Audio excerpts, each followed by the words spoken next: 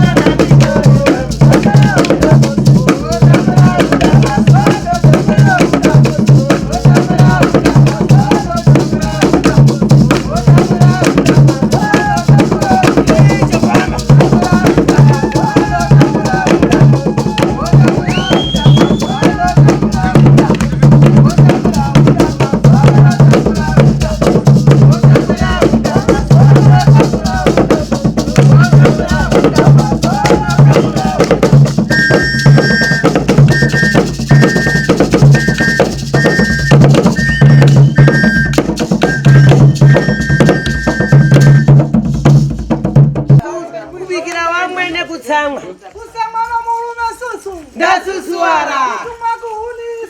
Ndasusuara. Ndasusuara.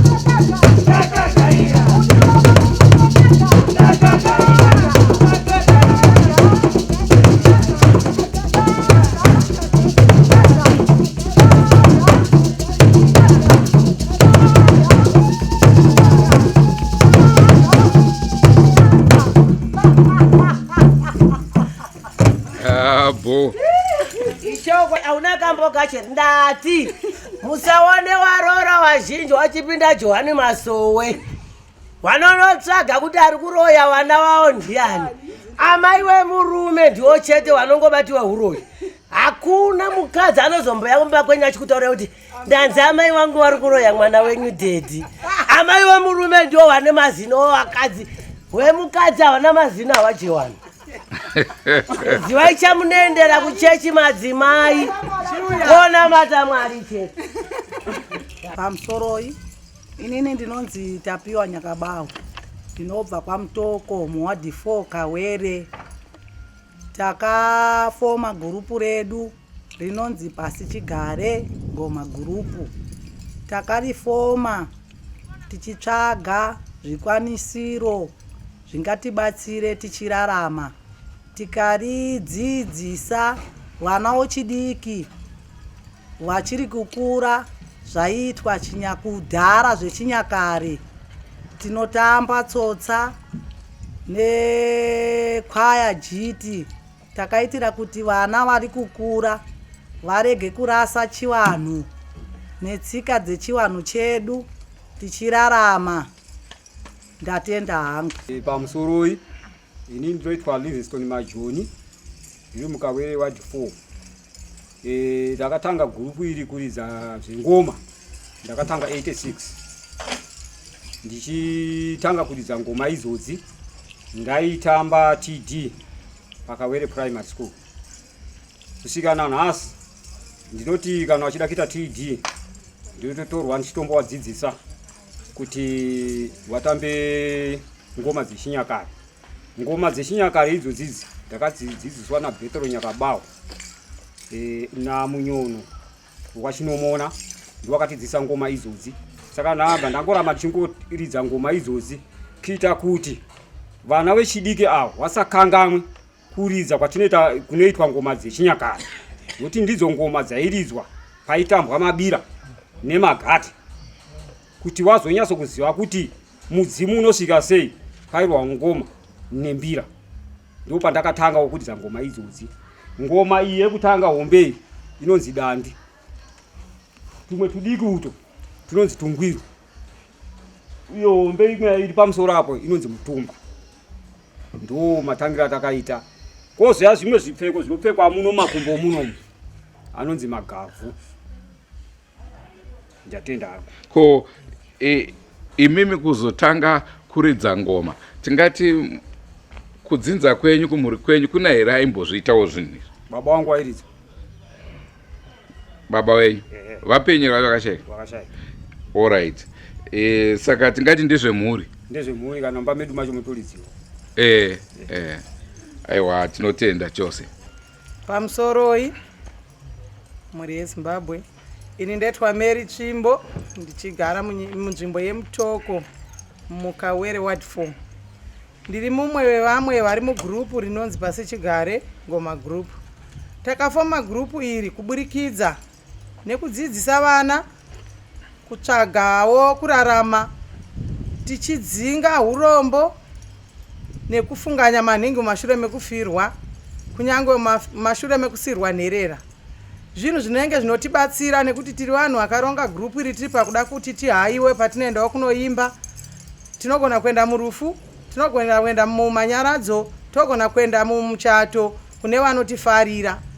Saka isu tinogara munzvimbo yemutoko tichizvibatsira nemari dzatinopuhwa idzodzo, kubhadharira vana maschool fees, kutengerawo vana mauniforms. Tine madzimai akafirwa mugurupu redu, zvinopa kuti pfungwa dzake dzikasike kubva mukurangarira munhurume waigara naye. Kada ndiye munhu aikwanisa kusimudza musha iwoyo, asi nekuwanawo zvaari kuwana kuburikidza nekuimba kwatiri kuita zvinomupa kuti anzwe mwoyo wake kudzikama nekuda kwekuti zvimwe zvaibatwa nababa vakabva paari zvakuwanikwa nekuda kwekushanda kwaari kuita nepfungwa dzake nemaoko ake. Izvozvo takazviona kuti zvichatibatsirazve kuti panenge pachitetwa mvura dzemhondoro tinondwa tiripo. Izvi zvinotidzorera muchigare chedu kuchengetedza tsika nemagariro muunhu wedu hwekare. Tikatarisa iye zvino vana vamazuva ano vari kuona kunge kufara kunwa madrug abuse, but kare kwanga kusina zvinhu zvinodhaka sezvatinazvo nhasi. Saka tiri kuti dai vana vajekerwa nekuona kutsvaga maprojekti ekuita vachishandisa maoko, miromo, makumbo kutamba chaiko, kusina chimwe chinhu chinoda mari yekunzi ndoda mari yestart, kungozvifungira nziyo yako totanga kuimba. Zviri zvinhu zvinozokubatsira mangwana pane kuti uonekwe uri mubhawa uchinosangana nematambudziko akati wandei. Saka takazama kuti pamwe tikafambawo tichishambadza mazwi aya munziyo dzatinoimba.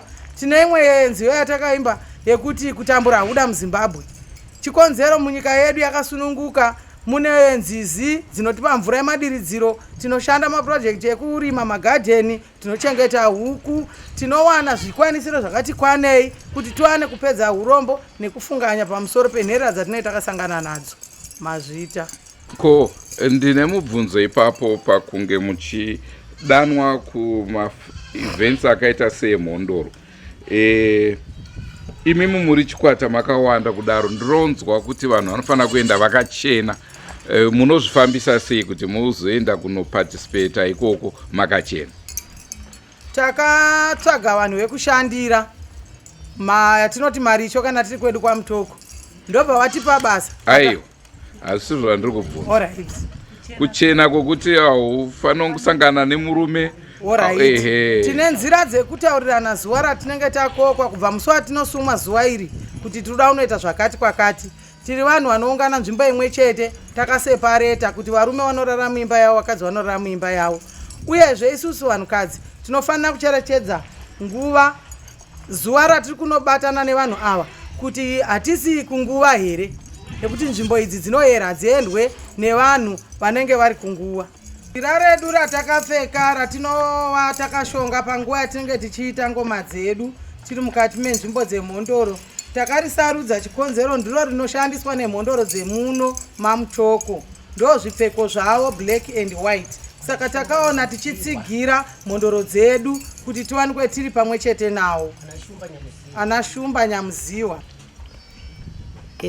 Pamusoro muri yeZimbabwe, ini ndinonzi Enara Melody Kapito, ndinogara kuwadi 11 kwaMutoko.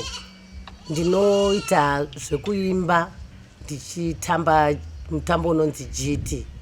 Sezvamaona tichitamba pano, tambotamba mutambo yakawanda setsotsa. Isusu GT yakatinakira kuti tinotamba GT kuitira kuti mutambo weGT vanhu vasaudzikisire. Vazhinji vanofungidza kuti kutamba GT kurasika, chinyakare chedu zvekare. Zvakagara zviriko, hatisi kuda kuti chinyakare chedu chekutamba GT chirasike nekuda kwekuti wamazuva ano vazhinji havachakoshese mutambo uyu. Ini ndinoufarira nokuti mutambo uyu kwandinohaiwa ndakakwanisa kurera mhuri yangu ikararama, ikafunda, ikaenda kuchikoro kusvikirana wasvike pavari. Ndinoda kutenda nevanhu vanondisapota veGT vandinotamba navo vamwe vangu. Tinoda kutenda. Pamusoro imhuri yeZimbabwe, kune vanoda kutibata, munotibata panhamba dzinoti 077 11 87805 munzvimbo yemutoko. ndochirongwa chatanga tiinacho mhuri yezimbabwe. Tinoita chidzura nekudzora ndangariro.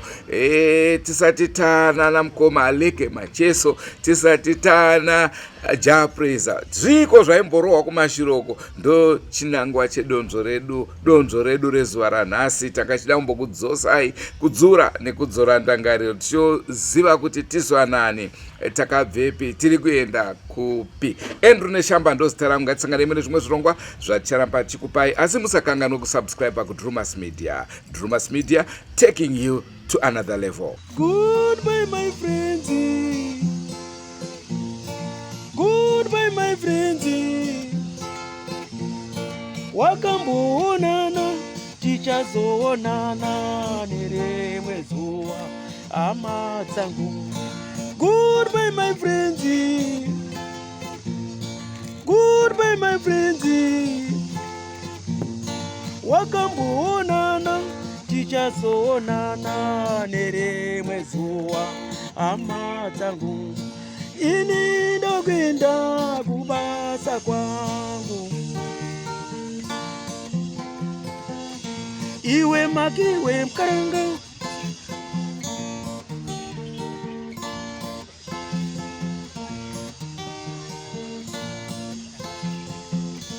Iwe makiwe mkaranga.